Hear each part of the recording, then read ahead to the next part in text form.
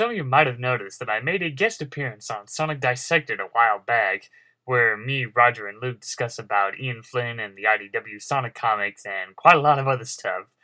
But yeah, it was fun. Finally got my wish come true. Now I can cross that off my bucket list. Hooray! Because Roger pretty much knows how much of a pest I've been in, pestering him about, hey, I'd like to be featured on Sonic Dissected when you do Archie Sonic, yada yada.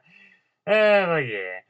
I know Luke was pretty open to the idea. We've been friends for a while doing that Forgotten Media episode and giving chaos theories. Not sure what Roger really thinks of me. And of course, Captain Theory makes a brief appearance and didn't really have any interactions with him. Didn't have any context with him when we were working on this. But other than that, yeah, I had fun doing this little video. After I'd finished scripted and recorded all of my lines for this guest appearance, a lot of them made it into the video and some of them did not. So here's a collection of some dialogue that I recorded that didn't make it into the final cut. Well, to be fair, they have that plot twist where there are two Robotniks, or at least one that looks like the main baddie, so it does leave some possibilities on which one is real, fake, or if they're both real. Yeah, Sega can act like a selfish brat at times. They have all these characters and elements just waiting to be fully explored or used properly, but they won't let any company helping them have them. And it's never explained why. It's like, I'm the big boss and you can't have this stuff because I said so, Mega Man can be tricky with keeping an ongoing story that doesn't come off as too repetitive or too drastically different.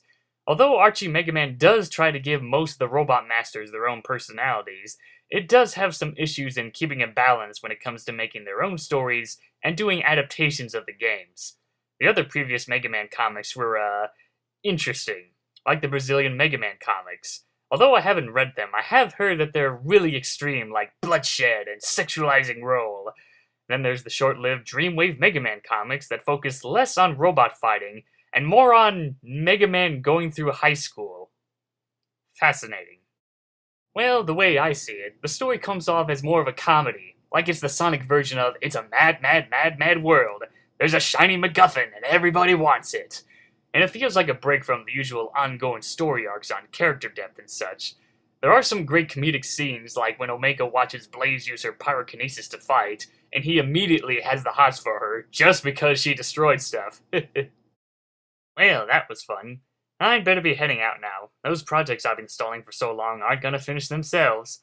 By the way, look me up if you ever feel like talking more about Archie Sonic.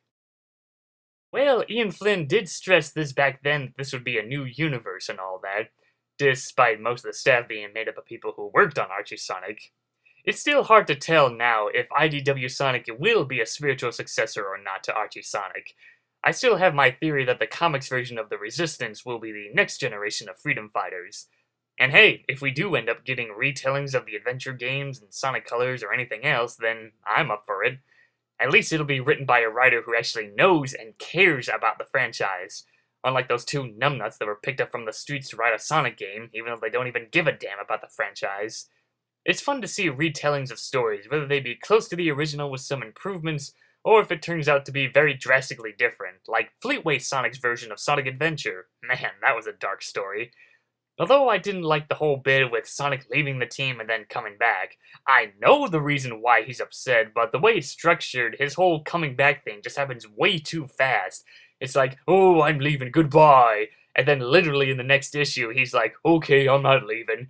I mean, come on, that's the kind of crap you'd see people on DeviantArt doing.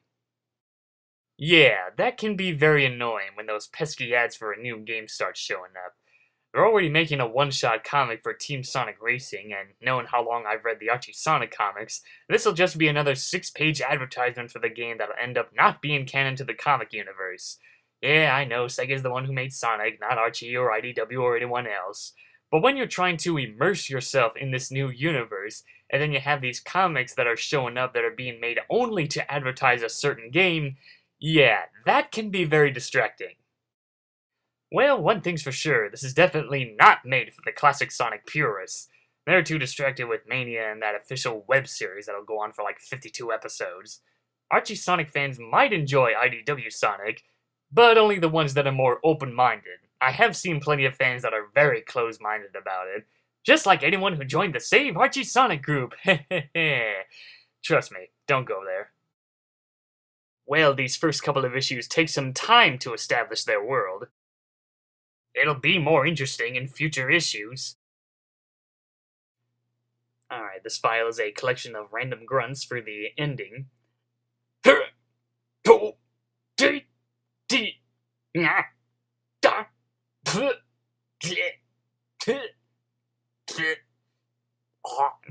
Okay, I think that's enough.